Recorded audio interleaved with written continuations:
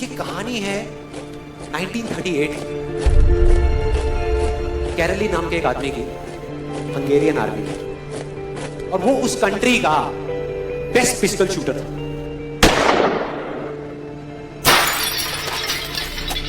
जितनी भी national championships हुई थी उस कंट्री में, उसको वो जीत चुका था।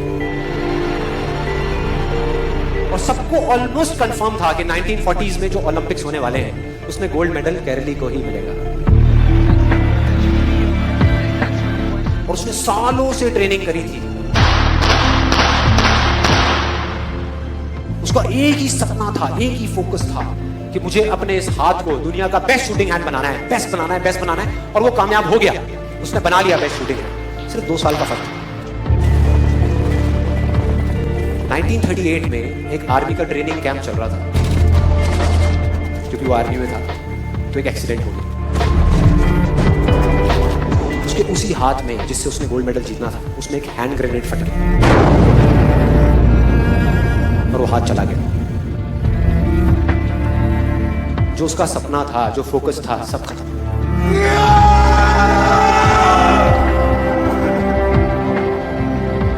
उसके पास 2 रास्ते थे। एक तो ये कि वो बाकी की पूरी जिंदगी रोता रहे और कहीं जा करके छुप जाए, या अपना जो गोल था जिस पे उसने फोकस किया हुआ था उसको पकड़ करके रखे। तो उसने फोकस किया उस पे नहीं जो चला गया था, जो उसके पास नहीं था। उसने फोकस किया उस पे जो उसके पास था।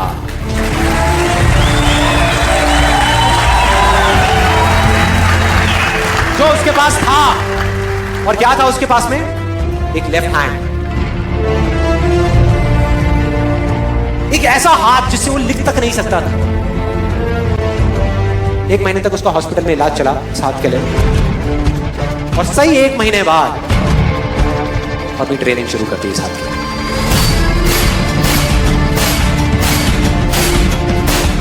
ट्रेनिंग के 1 साल बाद, मतलब कि 1939 में वो वापस आया। नेशनल चैंपियनशिप्स हो रही थी वहीं पे हंगरी में, और बाकी भी बहुत सारे पिस्टल शूटर्स थे वहां पर। उन्होंने जा करके उसको कंग्रेचुलेट किया, कहा कि यार देखो, ये होता है जज्बा, ये होती है स्पोर्ट्समैन स्पिरिट, कि इतना सब कुछ होने के बाद भी तुम यहां पर आए हो हमको देखने के लिए और हमारा हौसला बढ़ाने के लिए। किसी को नहीं पता था कि वो 1 साल से अपनी ट्रेनिंग कर रहा था लेफ्ट हैंड की, और उसने जवाब दिया, मैं यहां पर तुम्हारा हौसला बढ़ाने नहीं आया, तुम्हारे साथ कॉम्पीट करने आया हूं, तुमसे लड़ने आया हूं, तैयार हो जाओ। और कंपटीशन हुआ।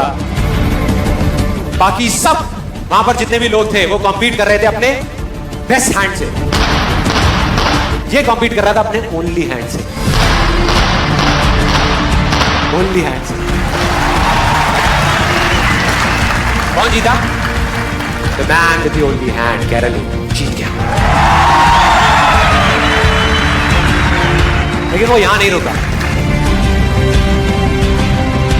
उसका गोल क्लियर था कि मुझे इस हाथ को, इस कंट्री का नहीं, इस पूरी दुनिया का बेस्ट शूटिंग हैंड बनाना है। उसने अपना सारा फोकस उठा करके डाला 1940 पे, जब ओलंपिक्स होने वाले थे। लेकिन 1940s के ओलंपिक्स कैंसिल हो गए वर्ल्ड वॉर की वजह से।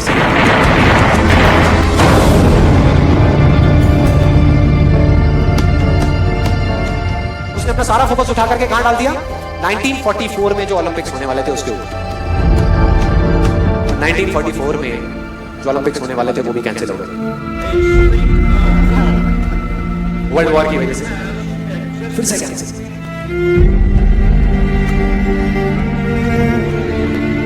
उसने अपना सारा फोकस उठा करके डाल दिया 1948 के ओलंपिक्स में। 1938 में उसकी एज थी 28 साल, 1948 में उसकी एज हो चुकी थी 38 इयर्स। और जो यंगर जो प्लेयर्स आते हैं निकल करके, उनसे कॉम्पीट करना मुश्किल होता चला जाता है। लेकिन मुश्किल नाम का ये वर्ड था ही नहीं उसकी डिक्शनरी में। वो गया, पूरे वर्ल्ड के बेस्ट शूटर्स आए हुए थे जो अपने बेस्ट हैंड से कम्पीट कर रहे थे, और ये अपने ओनली हैंड से कम्पीट कर रहा था। और कौन जीता?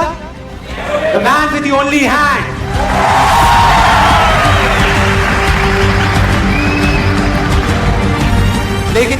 भी नहीं रुका। 1952 ओलंपिक्स, दोबारा कॉम्पीट किया उसने और इस बार गोल्ड मेडल कौन जीता? कैरली। 4 साल बाद दोबारा से, और पूरी की पूरी हिस्ट्री को बदल करके रख दिया ओलंपिक्स। इस पर्टिकुलर कंपटीशन में उससे पहले किसी भी एथलीट ने लगातार 2 गोल्ड मेडल्स नहीं जीते।